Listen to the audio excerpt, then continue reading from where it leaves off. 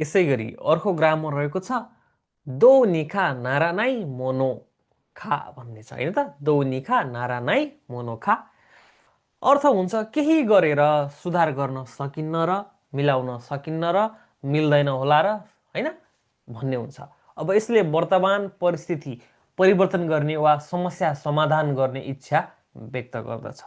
यो आफैले गर्न गाह्रो छ भन्ने महसुस गर्दै र कुनै न कुनै रूपमा अथवा कसरी भनेर राम्रोको लागि परिवर्तन गर्न चाहने भावना व्यक्त गर्न प्रयोग गरिन्छ भनेर भन्छ है त। अब अलिकति अब यसको परिभाषा के भन्छ रेबुनहरू हेऱ्यौँ भने क्लियरसँग बुझिन्छ है त, यतिले मात्रै नबुझिन सक्छ।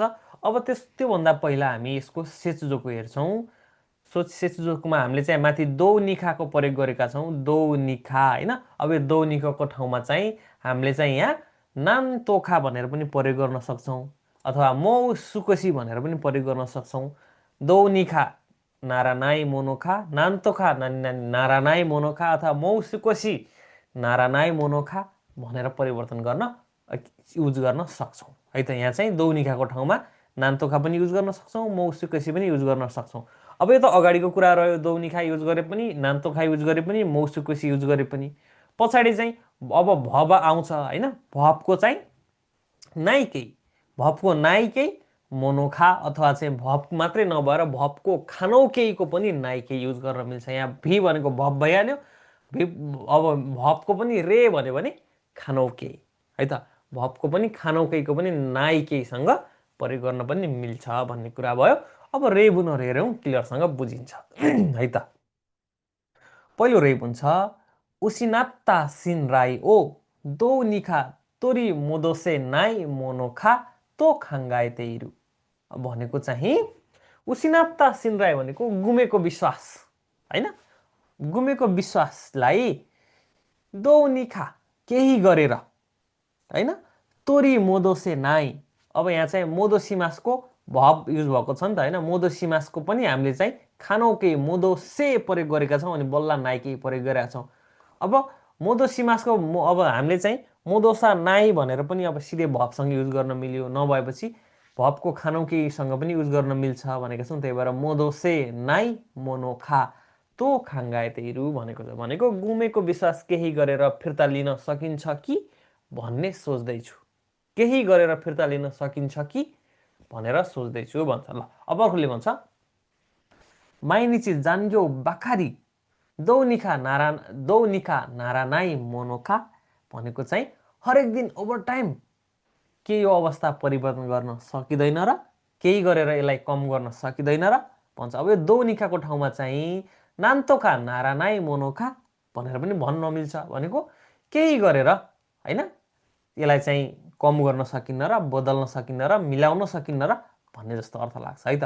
ल यहाँ चाहिँ सुधार गर्न सकिन्न र भने पनि भयो होइन। ल अब त्यसपछि अर्को हेरौँ कोनो मोन्दाई नान्तोखा नारा नाइ मोनोखा यो समस्या केही समाधान गर्न सकिँदैन र यहाँ नान्तोखा प्रयोग गरेको छ होइन।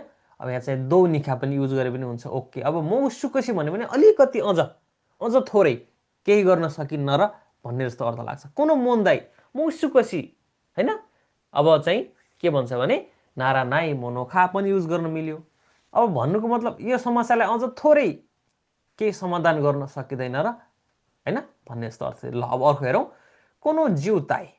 यो अब जिउताई भनेको ट्राफिक जाम। यो ट्राफिक जाम नान्तोखा केही गरेर अथवा केही गरी नारा नाइ मोनोखा त्यसलाई चाहिँ हल गर्न सकिँदैन र मिलाउन सकिन्न र भन्ने जस्तो अर्थ दियो। ल अर्को हेरौँ कोवारेता पासोकोन दो निखा नावसे नाइ मोनोखा बिग्रिएको कम्प्युटर केही गरेर मर्मत गर्न सकिन्न र होइन। अब कम्प्युटर त बिग्रिहाल्यो, अब चाहिँ त्यसलाई त हामीले चाहिँ अब हामीले आफैले त मर्मत गर्न सक्दैनौँ। त्यसलाई केही भयो भने आफ्नो आशा हुन्छ नि अलिकति, यसलाई मर्मत गरेको भए त नयाँ किन्न पर्दैन थियो, पैसा बस्थ्यो भन्ने जस्तो होइन आश लागेको हुन्छ आफूलाई चाहिँ।